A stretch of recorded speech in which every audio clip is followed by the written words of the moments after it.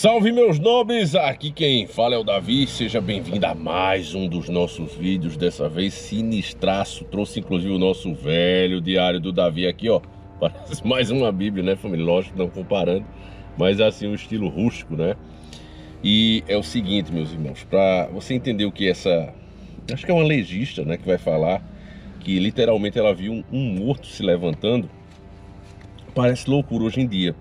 Mas você sabia que um vampiro, por exemplo, ó, ele podia ser isso? Eu já li isso aqui pra vocês, mas é interessante, ó.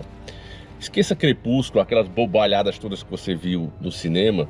O vampiro, ele era muito mais sinistro, né, do que ele era. O que a gente viu ali no filme, por exemplo, Crepúsculo, a série, foi uma tentativa desesperada de romantizar ainda mais o mal, né? Por isso que o bicho brilhava no sol. Mas olha esse relato aqui que eu coloquei no livro. Este é um ser das trevas romantizado pela mídia. Nem de longe se parece com o que vemos nos filmes. No antigo livro, Halen Miscellany, está escrito sobre esses seres o seguinte texto: os vampiros são corpos de pessoas ruins, mortas, que saem das suas tumbas à noite para chupar o sangue dos vivos, o destruindo. Isso aqui é uma pista para a gente entender outra lenda, né, que ela basicamente se baseia nisso.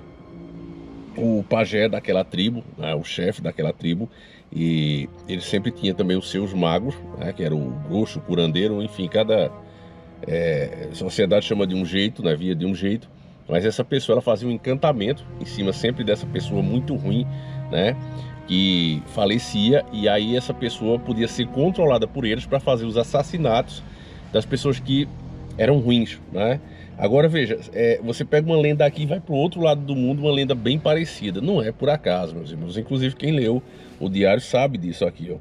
Há relatos ainda mais antigos, de mais de 400 anos, corpos foram encontrados com a cabeça cortada e cadeados no pé. Isso eu já mostrei aqui para vocês, né? Então, meus irmãos, não é... Deixa eu ver se eu acho essa outra aqui, para mostrar para vocês rapidinho, né? Porque a gente vai... E, na verdade, eu vou botar a legista falando, e depois a gente dá essa reforçada. Vamos ver a legista aqui, que é bem interessante, família. Ela fez esse podcast aqui. Deixa eu pegar. Aqui não tem roteiro não, vocês sabem. É tudo lá de nós, né? Vamos lá. Vamos lá aqui, ó. Vamos lá. O morto bate palmas, ó. Porque foi assim, esse menino, ele... Sabe esses meninos de região bem precária, mas que jogam futebol do cacete? E tinha um olheiro nesse dia, e ele foi escolhido. Só 4 pessoas sabiam que ele foi escolhido. Aí chegou no final, o cara falou, olha, você foi escolhido pra sair do Brasil, pá. E o moleque muito feliz, comemorou. Ele tinha uma namoradinha desde os 12 anos de idade. A mesma namoradinha, não tinha problema com ninguém. E ele falou pra mãe dele que ia comprar pão na padaria. Isso a gente sabe, gente, porque os agentes funerários contam tudo, conforme eu falei, né? Até a cor da calcinha de quem tá contratando eles veem. Aí, porque eles são foda. Aí... ele foi comprar pão e não voltou. Ele foi espancado até a morte na esquina da casa dele pelos próprios meninos do time, com inveja que ele tinha sido escolhido. Triste, né? Então foi uma morte muito violenta. Meu, ele tava com o rosto desfiguradérrimo. Que ele tomou muita paulada. Era um menino bonito. Aí nessa linha de investigação, ele descobriu que foi isso tudo, e ele foi pra clínica. E você via, ele tinha uma... como eu posso dizer? Tem gente que chega lá com um aspecto bom, né? Faleceu, ok. Você vê que não sofreu. A gente fala que não sofreu. Sofrida. Tem gente que chega com um aspecto que você fala, meu... Esse daí se retorceu. Tem uns que mordem a língua numa profundidade que a língua tá cortada no meio. Quando a gente consegue abrir, a língua tem um corte no meio, porque de dor, principalmente suicida. Suicida O rapaz que nós pegamos que se jogou do prédio foi assim. Depois eu falo dele. E depois teve aquele lá também do interior que se enforcou. Enforcou. Sempre com a língua cortada. Anota aí, gente. E esse, ele... A gente fala que ele meio que não aceitou a morte, né? Porque que acontecia? Preparamos o corpo dele. Foi um corpo que foi extremamente difícil de preparar. Só que era um corpo aberto, extremamente fácil. Vamos colocar assim. Só que tudo dava errado. A bomba parava de pegar, aplicava formol e não pegava de jeito nenhum, e colocava mais formol ali, aspirei muito ele, mesmo assim ele vazava. Foi um corpo horrível de preparar, assim, demorado, né? Aí passei a AFA, que é um produto que a gente passa que queima, que tira os hematomas, muito, né? Tira os hematomas da pele. Ele ficou lindo. Assim, lindo. Deixamos ele preparado só para ornamentar dentro da primeira sala, que é de preparação. Tem a segunda sala de ornamentação. A terceira sala é para a família ver se tá ok, do jeito que eles queriam. A família não entra no laboratório. Tem família que pede, depois eu te conto isso. Tem família que pede, depois chora, se arrepende. Tem muito isso. E aí, eu estava na sala, eu deixei ele na sala de ornamentação e voltei pro laboratório. Só que aí tava fazendo um barulho esquisito e eu olhava assim pra cara da Michelle. A Michelle tava comigo. É a Patsa. E fazia assim. Toda hora que a gente saía pra fazer alguma coisa, fazia assim, ó. Aí a gente olhava nada.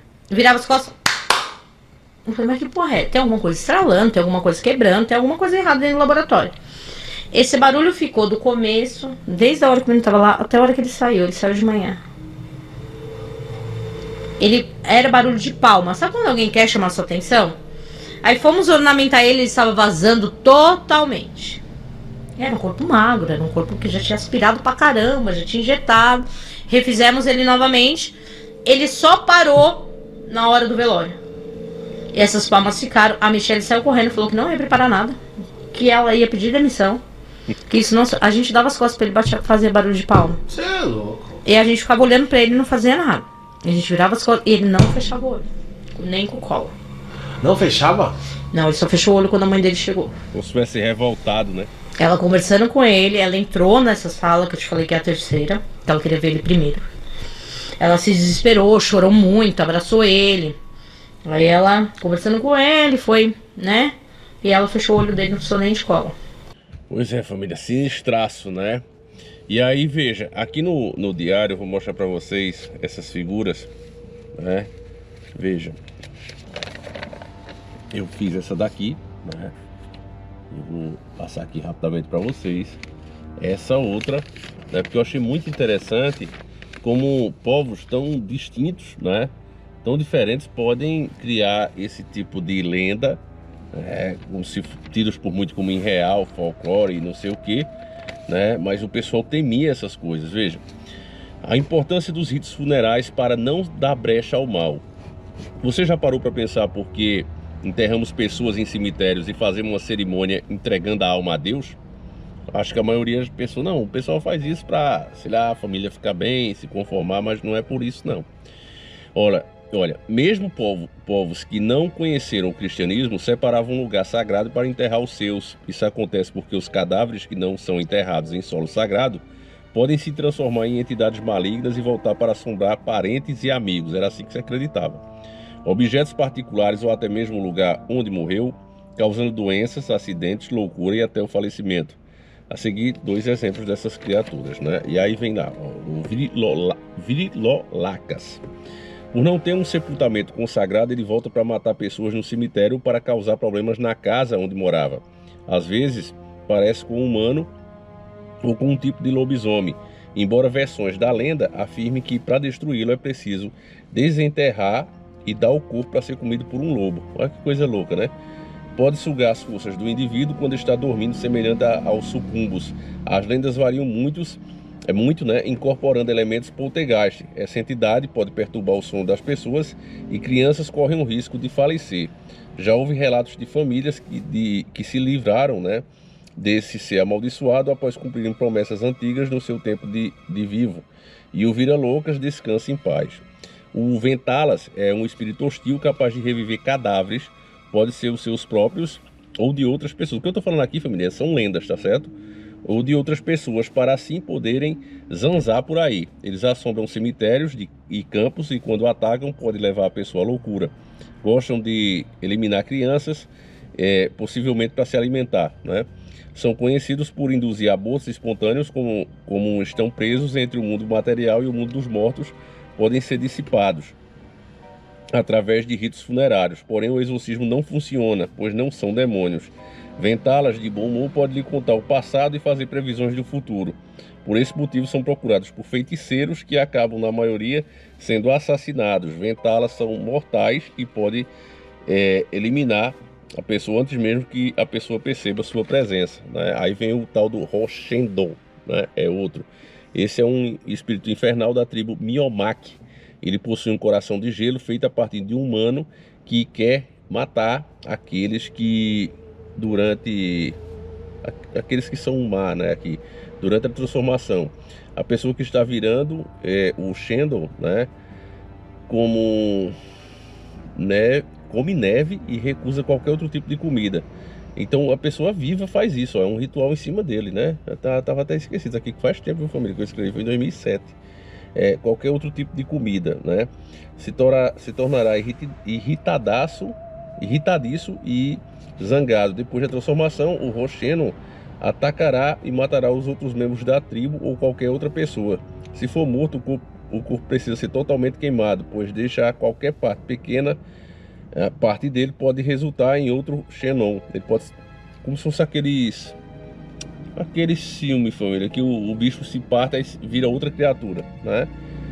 Muito em comum com as lendas sobre o Wendigo, encontradas no norte dos Estados Unidos. Então, quando a gente começou a fazer essas pesquisas aqui, meus irmãos, eu me deparei, né, com literalmente um novo mundo, né? O que a gente conhecia, o que a gente entendia. Você vê que os povos antigos tinham várias versões que praticamente parece falar das mesmas criaturas, né? Sempre criaturas que ou morreram ou foram de alguma forma ressuscitadas ou passaram por um processo ritualístico para se transformar naquilo, como no caso desse Roshendo, né? Então, eu não acho que isso é só por acaso, né, meus irmãos? Toda lenda ela tem um fundo de verdade. É claro que tem gente que diz, não, isso é devaneio das pessoas antigas, loucura. Mas você acha, meus irmãos, que através dos tempos, né, eu vejo os vampiros mesmo, como é uma lenda bem mais conhecida, né, uma lenda forte, e como ela era de fato e como se mostra hoje. Por que esse interesse todo em romantizar criaturas demoníacas, né? Para o povo era literalmente, o povo antigo era um cadáver, né, reanimado por uma entidade demoníaca que ceifava vidas, mas era um corpo podre, né, fazendo isso, de uma pessoa ruim. Tinha que ser uma pessoa ruim para poder que essa entidade assumisse o controle. Então, meus irmãos, e até hoje se fala, né, em necromancia, né, ela se trata exatamente disso. Pega o cadáver, faz inclusive um cadáver parecido com o espírito de alguém que já se foi, às vezes o espírito da própria pessoa, e eles tentam trazer, né? Faz um monte de coisa na pessoa, coloca algumas substâncias inclusive, e dizem, né, que é possível ter algumas respostas do outro mundo. Então é considerada inclusive a mais pesada, né, das magias.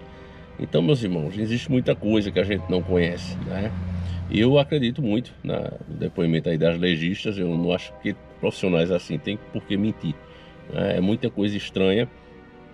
E eu até achava que era o contrário. Eu achava que a área médica, né, a área de saúde, inclusive, porque o pessoal estuda muito, achei que o pessoal era mais anti-espiritual, mas eu fiquei bobo, né?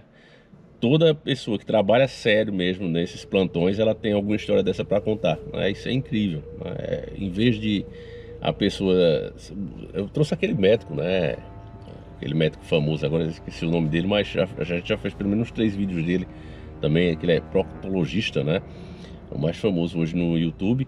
E ele tem várias histórias para contar também, né? Sempre envolvendo o espiritual. Então, os próprios médicos sérios, os profissionais de saúde, eles estão hoje de braços dados com a espiritualidade, porque na profissão deles acontece muita coisa simplesmente sem explicação.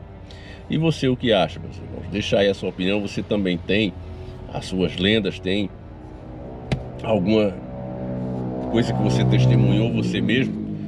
Você tem curiosidade sobre essas coisas? O Velho Diário do Davi está lá, né? Aqui são 440 páginas mais ou menos, está lá disposto para você, né? E na plataforma mais segura de todas, né, que é a Hotmart. E nesses próximos dias isso vai dobrar, né? Esse tamanho aqui ele vai dobrar, porque vai chegar a atualização aí com vários casos. E como eu até falei aqui na última página, eu digo, enquanto eu estiver vivo, sempre vai estar chegando, né, novas experiências, e eu faço questão de compartilhar, né? Vocês me ajudam e eu ajudo também. Tá certo, meus irmãos? Então é isso. A vantagem do produto online é isso, né? Quase que um produto vivo. Tá lá na Hotmart ainda com preço antigo, tá certo? É isso aí, meus irmãos. Fiquem com Deus, orem sempre, que nada melhor do que orar, a se revestir da armadura de Deus, porque a nossa luta nunca foi só contra a carne. Fiquem com Deus, um abraço e nós seguimos juntos. Fui.